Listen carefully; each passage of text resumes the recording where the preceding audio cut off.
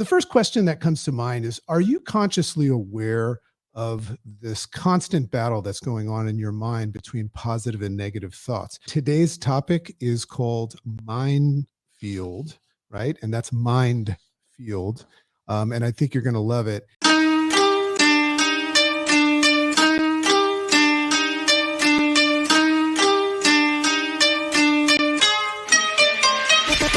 Great morning, world! Welcome to the Rise Up with Dragon podcast with your host, Dragon!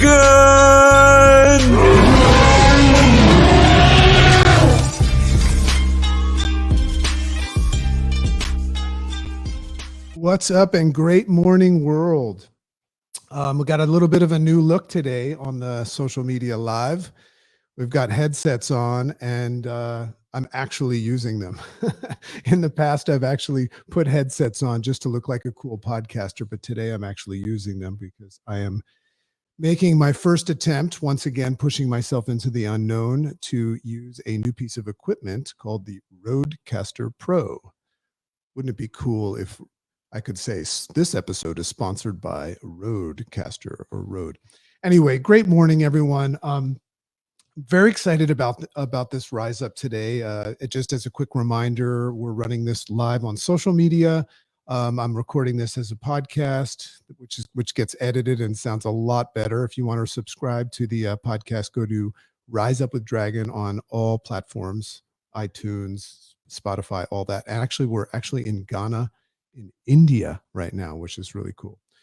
So very exciting, very fun to be hearing my voice through the earphones. And I realized, hey, I think I have a good voice. So Chicken told me something the other day that because I'm such an open person and I don't take offense to things, and I'm always willing to learn. She says, sweetie, you talk too much before you get into your topic. So today's topic is called mind field, right? And that's mind field. And I think you're going to love it. And the reason why I'm going to jump right into that is because I'm going to be more in service to others and get right to the topic. I realized, I was telling her, you have to understand that when I started this podcast series, I had no idea people were going to listen to it. You know, I mean, we're almost at 50,000 downloads, in a month now. And I realized people are listening to it. So I have to go into service mode and start doing it for others as well. But it was just my way of taking these thoughts that I had, because every single morning I go through this thing called the Rise Up Great Morning, a model morning practice that I do, and that'll come out in my book. But what I do is I write, I just take these ideas from the heavens, just as if I'm an antenna. I write them down, and that's my first way of explaining to myself. And then I started the podcast and all these lives as a way of me practicing my craft. To teach is to learn twice. That's why every episode ends with me saying, if you learn something today, give it away. That's how it will stay. So what I learned this morning and I wrote about is what I'm going to give away to you right now. And it's an uncomfortable thing to do, especially when you're doing it live and trying out new technologies and stuff, but that's where the growth takes place, right? In the uncomfortable zone. So I just want to give a quick shout out to the little group that's formed on Clubhouse, because I was doing after party after. What's up, Tina, Jeremy, and Summer? What's up, Summer? The reason why I gave her a big Summer is because I don't usually see her here. Christine, Denise, Sarah, some of the usual suspects. As soon as this one's over, we will join you there. So the first question that comes to mind is, are you consciously aware of this constant battle that's going on in your mind between positive and negative thoughts? I think that this is something, if we can, first of all, become aware of it, embrace it, and learn how to navigate it better, process it better, perceive it differently, create a different relationship with positive and negative thoughts, I think there's going to be a big, big win there. So that gave me the idea of creating a Rise Up topic and journal entry today called Mind Field. So let's jump into it and tell me what you think. I love your feedback. I see people commenting on the live social medias, and then we'll jump in. What's up, Carol? We'll jump into the Clubhouse after. Clubhouse is at Makes Sense. If you're watching this live now and you want to jump into the Clubhouse room, you can find me at Makes Sense, 2 S's in the middle. Okay, so here's where it starts. I found it interesting, and I find it interesting to always kind of evaluate the push and pull negative and positive, good and bad things that are going on in our mind as a battlefield. So that's the first thing I did. That's why I called it mind field. It's interesting to look at that going on in our mind. And the reason why this was triggered was because recently I kind of observed that happening. You know, uh, everything I talk about is just always referencing our perception of the things that are happening. So I noticed in the past couple of days, a couple of things happened where somebody said something, somebody did something, somebody didn't do something, and I felt the impact from it. And we'll talk more about that. So I felt the negative feelings from that. But then at the same time, I also felt some things that were happening that were perceived as wins. So I felt the positives from that. So I was just in observation of the highs and the lows and how they impacted my life. So that's what stimulated my interest in this. So I perceive that much of our challenge as human beings um, is the idea of managing these things that are happening, these positive and negative things. And my whole focus and the whole idea of this, as I'm giving this stuff to you and on the Rise Up with Dragon show, is to actually help better equip you with what I call the IRS, which stands for the Interface Response System. And it's the idea of just recognizing that how we process the uncontrollables using what we are in control of and our response. If we can win there, we're going to have a great time. So, what I wrote here was I perceive that much of our challenge as humans, as we manage and attempt to improve our IRS, and it's funny how I call it the IRS. I called it the IRS because I think one of the biggest things that happens to us or we perceive happens to us is the IRS, right? Taxes and stuff like that. So I reworded that and I called the IRS the Interface Response System. So it's the struggle to move from negative thoughts to positive. Now, as if negative and positive thoughts were like separate, as if one was evil and one was positive. So, one thing I want to say on that right there is the first insight that I want to lend is that's part of the problem. Part of the problem is, I think, or part of the challenge, I would say, is that we're constantly trying to move from negative thoughts to positive. And the challenge with that is the perception is that negative is a bad thing, but everything that we learn in personal growth says that negative is essential. It's an ingredient. You know, struggle, adversity, the obstacle is the way. So that's one of the first things. Is just in observation, we're constantly trying to move from negative thoughts to positive, as if they were separate. One was evil and the other one was good. So today, I became awake to the fact that both thoughts, both feelings, and both responses. Check this, belong to me. So that's an important insight because when you realize that thoughts, feelings, and responses belong to you, it helps you in that instant remove yourself from that victim mentality that they're happening to you.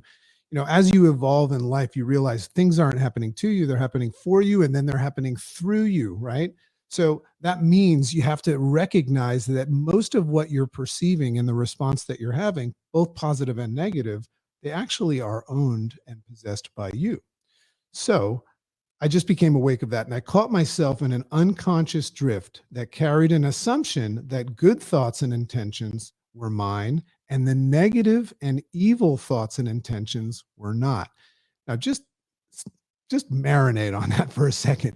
Just marinate on this idea that the good thoughts, right? Because you claim that you want to be positive. The good thoughts are yours, but the negative don't belong to you. And that's that idea of just becoming conscious of things happening to you.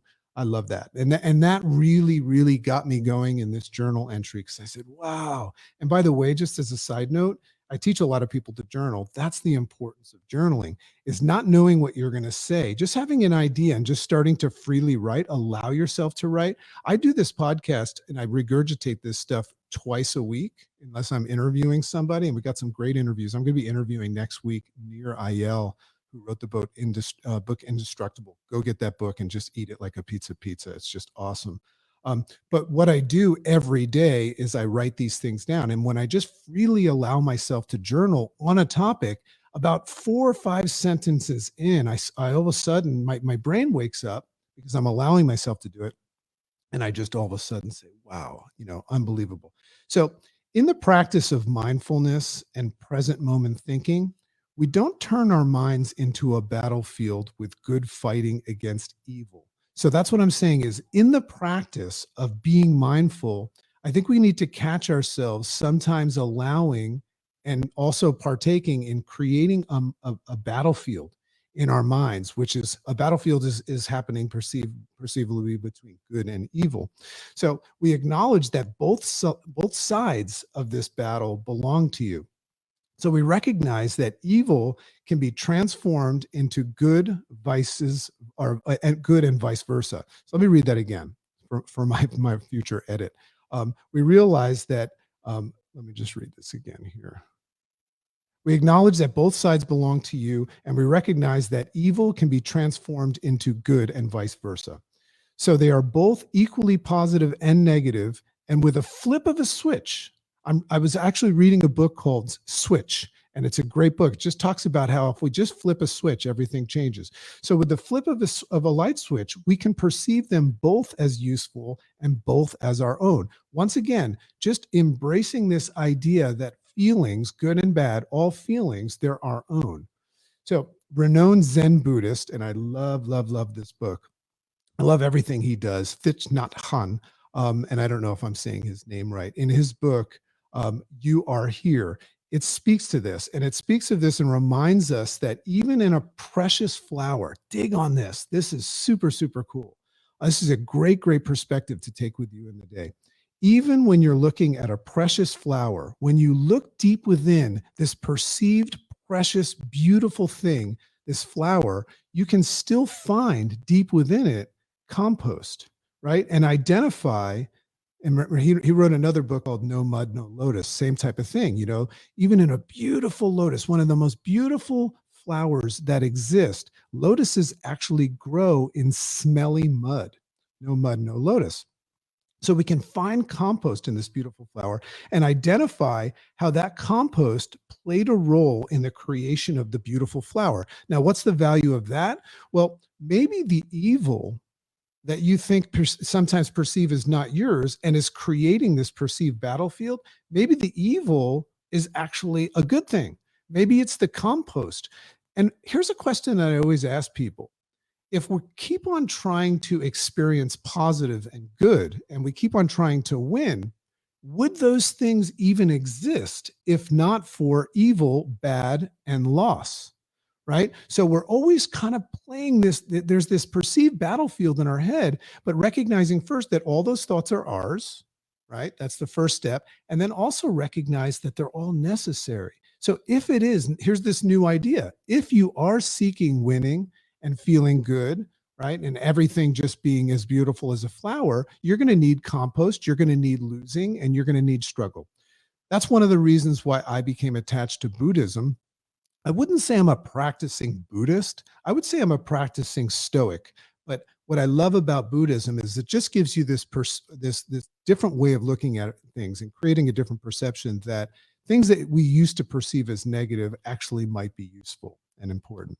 So can you identify in your life your own compost, right? Can you identify the evil, the negative feelings and all that stuff? Can you identify the compost in your life? The things that you perceive happened to you, the things that you perceived as outside in happenings, right? So remember, they're all yours.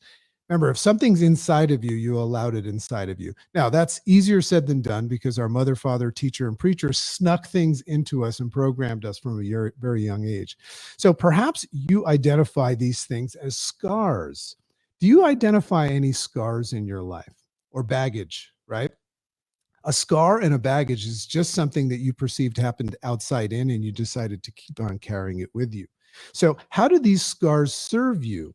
Because if you're holding on to them, they must serve you. Why would we hold on to anything that doesn't serve us? How do these scars, how does baggage, why do we keep holding on to them? They must serve us somehow. So that's an interesting thought right now, right? That also brings to light this idea of maybe they're there for a reason. Maybe we're holding on to scars and we're observing scars and we're doing all that stuff because they serve us. So I was recently interviewed, and I want to give a shout out to an amazing person that you should look up on Clubhouse and follow her. I was interviewed on this fantastic podcast called Obsessed, right? I love the word obsessed. Obsessed is a funny word that a lot of people have Our mother, father, teacher, preacher told us not to be obsessed, not to overdo it. The great Gay Hendricks in his book, The Big Leap, talks about one of the hidden barriers being outshining. Like, we're taught to not be obsessed. We're taught, hey, we're not seeking perfection, only progress. I get it all, but I love the word obsessed. So that's why I was intrigued to be on her show. And we had an amazing episode. So her name is Julie Loken, and she and her co-host took note about how free I was. That one of the things they complimented me on, which I was very, very taken back by, how free I was to talk about the scars and challenges that I've gone through. And it's interesting to look at things that we claim that we went through, or and we're still talking about them. So it's interesting because I think we're still going through them sometimes, but I speak freely about them because I believe I can recognize how they've served me. I've been through so many challenges, including abandonment. I even contemplated suicide at one part of my life. And I speak openly about that, and divorce, and a bunch of perceived dark shit, right? So I assumed that they were impressed how easy it was for me to discuss these hard situations. Now, perceived hard situations, I didn't know that they were hard when I was talking about them because I'm so free about it. But these perceived hard situations, as most would wish to leave them behind. So if you don't have the ability to freely talk about things that have happened in your past and then embrace them as part of the recipe that have baked the cake called you right now, if you're happy with yourself, then perhaps you haven't left them behind, right? Perhaps you have actually brought them with you and you're still carrying around those scars. So our off-site, out of mind kind of a concept, or what do we say? We say out of sight, out of mind. We have this perception that if we don't think about things and we leave them behind, they'll never surface, but very often they are still scars. So I just think it's a great idea to cut the string from your past, because you don't want to look at the future through the lens of the past. But when I speak freely about my past, and I've learned this from some great mentors, right? Some of them are listening right now. I've learned to actually embrace them as part of the ingredients that have created this thing that I'm creating called my life right now. So I realized that in those moments that, those challenges and scars were my compost. So that's what I want to offer you today in this observation of the potential mind field that you have in your head. I started to recognize, and I believe that I do recognize, that those things are my compost in that beautiful flower. And I told them, without the compost, I would potentially not have ended up who I've become, and most likely not had the opportunity to share with them that day with the chance to serve others. Now, I'm using that as a reference point because I was unconsciously competent in the way I spoke about that. And it just made me realize that day, once again, looking at those things that happened as my compost, not as evil. Because remember, in your mind, the mind field, the battlefield happens when you separate evil and good rather than embracing them all. Remember, they don't exist without. I always say I'm somebody that was messed up, and then I became blessed up, and I came from the dark and I came into the light. I would never know what it was like to be blessed up if I didn't experience messed up. So thank you, messed up. And how could you ever appreciate the light if you never knew the dark? So I've learned to embrace the suck in my life. And I wear that shirt sometimes. Embrace the suck in my life because I see it now as the compost. I also now look at the once perceived struggle and battlefield that we're talking about, this mind field of good versus evil thoughts and feelings, as the necessary work and evolution that guides me to become my best self. So that is my rise up today. I hope I impressed my chicken. Remember something, you can always follow me, my podcast, which is beautiful and edited. And it's got all the fancies, sound effects and everything to that. That's at Rise Up with Dragon, and that's on iTunes and all the platforms. Please feel comfortable to give me a rating and a review. It's what makes the world think that I'm cool. And when the world thinks I'm cool, they have a tendency of sharing this with more people. And here's my hidden agenda that it will bring out into the open. I want to help people. One of the things that I just created a reel this morning with a message. Let me see if I can recall it now. I was just basically saying that we all want things in life. I'll end on this. We all want to be happier, healthier, and wealthier. And we spend a god awful amount of time going after these things that we want. But somewhere along the way, we realize that the greatest gift that we will ever receive And I encourage you to go receive this gift today, using your talents and skills to serve others. When we help others get what it is that they want and help them rise up, we gain. And that's why that book is called The Giver's Gain, right? So love and appreciate you. Have an amazing day. We're going to go out with our outro, and then we'll open up in the Clubhouse room for a little chit chat if anybody has anything they want to unlock from their cranial vault and share with others. Love and appreciate you. Have an amazing day.